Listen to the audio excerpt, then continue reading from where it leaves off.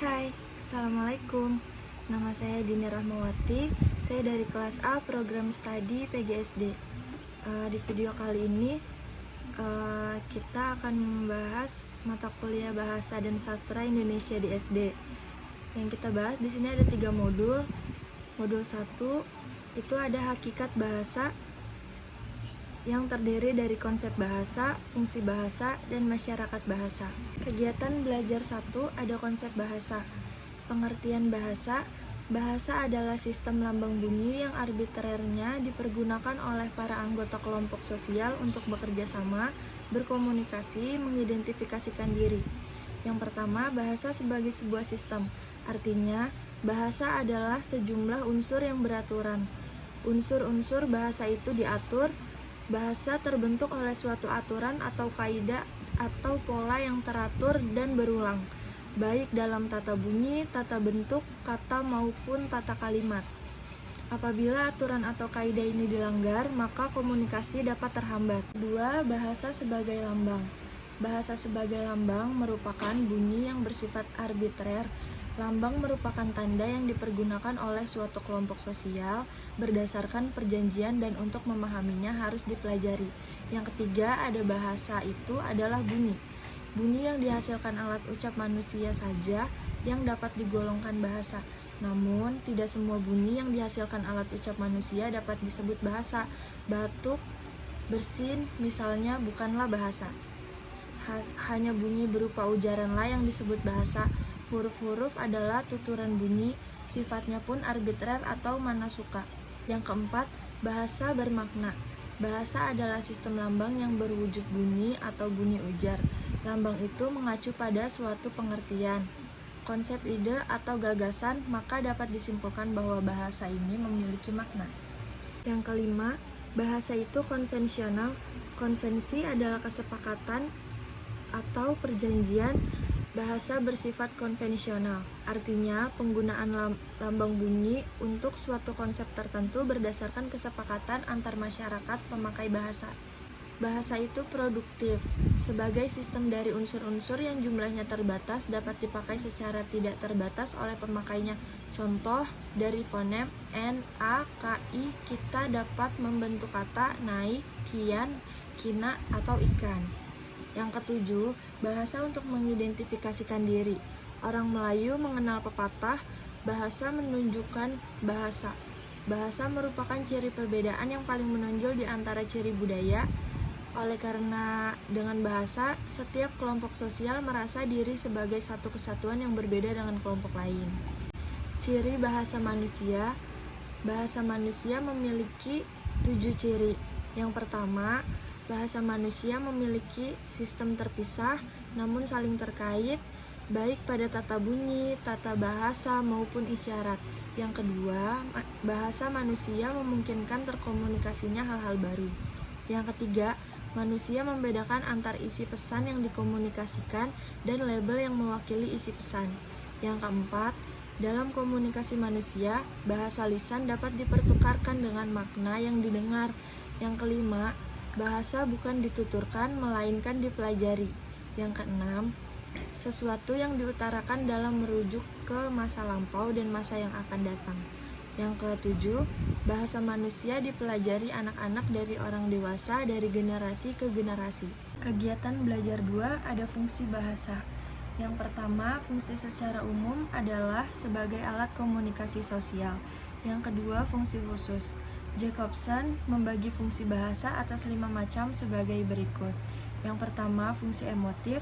Bahasa digunakan dalam mengungkapkan perasaan manusia. Yang kedua, fungsi konatif. Bahasa digunakan untuk memotivasi orang lain agar bersikap dan berbuat sesuatu. Yang ketiga, fungsi referensial. Bahasa digunakan sekelompok manusia untuk membicarakan suatu permasalahan dengan topik tertentu. Yang keempat, fungsi puitik.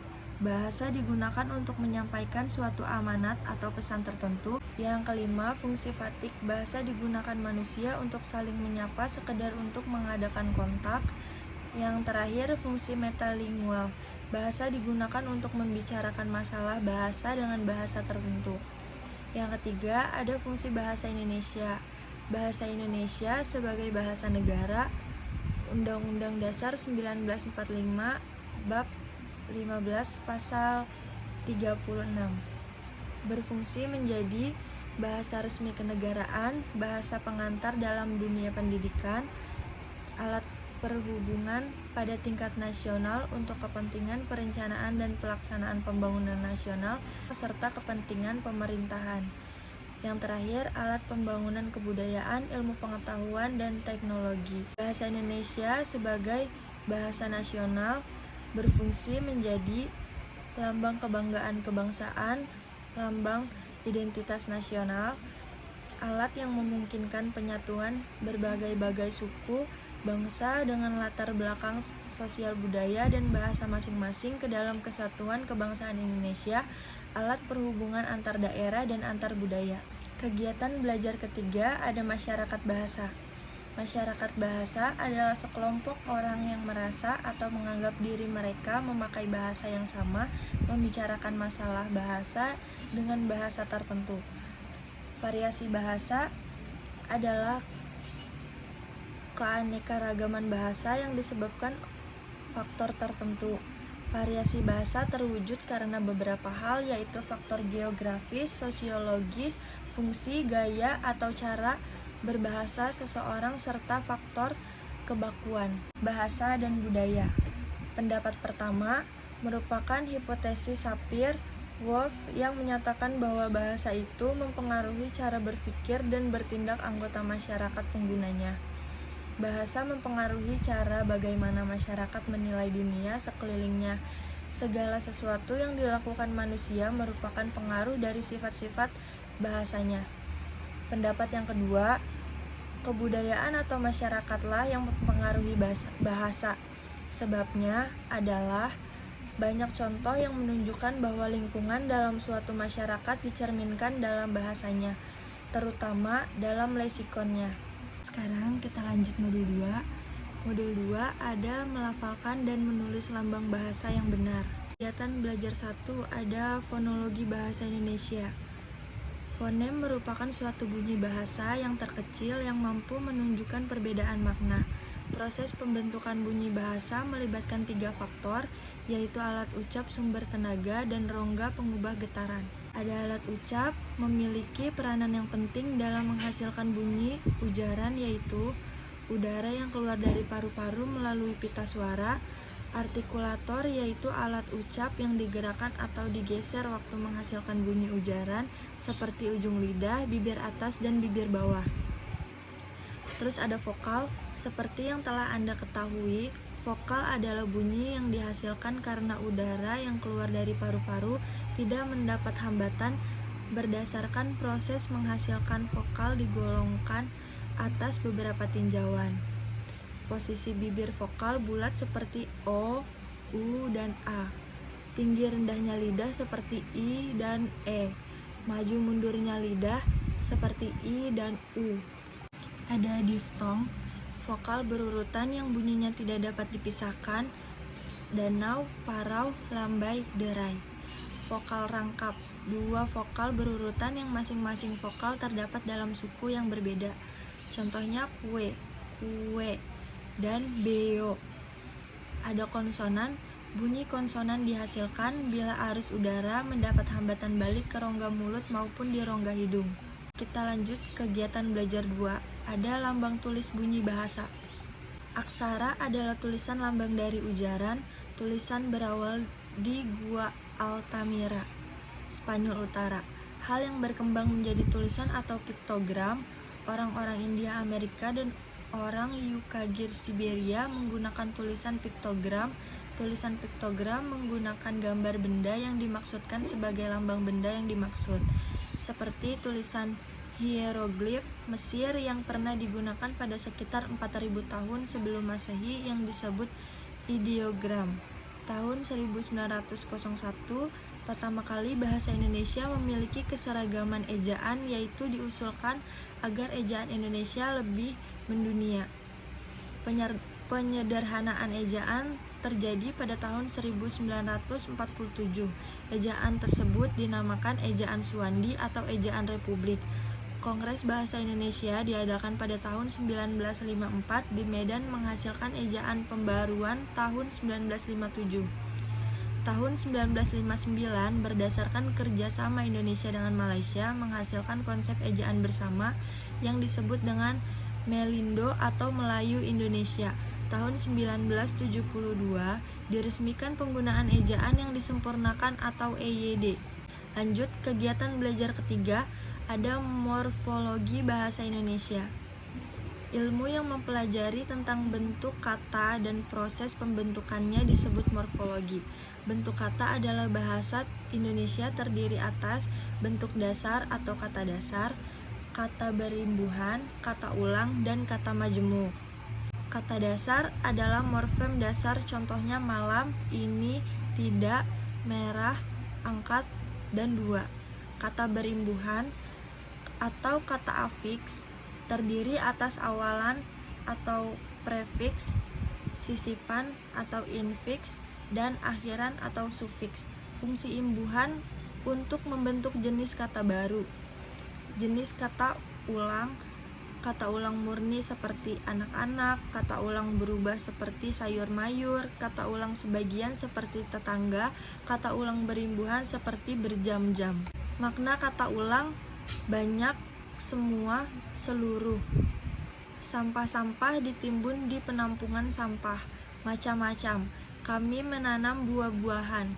Kata majemuk memiliki ciri merupakan gabungan kata. Gabungan kata terdiri atas kata dasar. Gabungan kata itu membentuk sebuah arti baru. Yeay, akhirnya udah masuk modul 3 nih. Kita lanjut modul 3 dulu yuk. Modul 3 ada menggunakan tata bahasa yang benar. Kegiatan belajar 1, sintaksis bahasa Indonesia. Istilah sintaksis itu sendiri berasal dari bahasa Yunani, yaitu sun yang berarti dengan dan tatein yang berarti menempatkan. Jadi yang dimaksud dengan sintaksis yaitu menempatkan bersama-sama kata-kata menjadi kelompok kata atau kalimat dan kelompok-kelompok kata menjadi kalimat. Satuan-satuan sintaksis yaitu kata, frase, klausa, dan kalimat. Kata terbagi dalam 2 jenis, yaitu kata penuh atau full word dan kata tugas atau function word. Kata penuh adalah kata yang secara leksikal memiliki makna dan dapat berdiri sendiri sebagai satuan ujaran. Kata tugas adalah kata yang secara leksikal tidak mempunyai makna dan di dalam penuturan tidak dapat berdiri sendiri. Frase yaitu gabungan kata yang bersifat non-predikatif atau lazim, juga disebut gabungan kata yang mengisi salah satu fungsi sintaksis dalam kalimat. Klausa adalah suatu sintaksis berupa reruntuhan kata-kata yang kontraksi predikatif, sedangkan kalimat adalah suatu bahasa terkecil dalam wujud lisan atau tulisan yang mengungkapkan pikiran yang utuh. Kegiatan belajar 2 ada wacana bahasa Indonesia.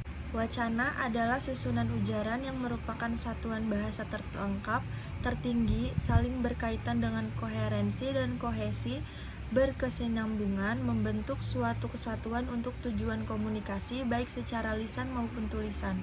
Alat-alat pembentuk wacana merupakan unsur-unsur yang membangun untuk membentuk wacana. Adapun analisis wacana merupakan suatu kajian yang meneliti atau menganalisis bahasa yang digunakan secara alamiah, baik dalam bentuk tulisan dan lisan. Dalam menyusun sebuah wacana perlu diperhatikan kohesi dan koherensinya. Selanjutnya perlu diperhatikan juga prinsip interpretasi lokal dan prinsip interpretasi analogi. Yeay, akhirnya udah selesai 3 modul. Aku pamit ya. Kurang lebihnya mohon maaf. Assalamualaikum, bye.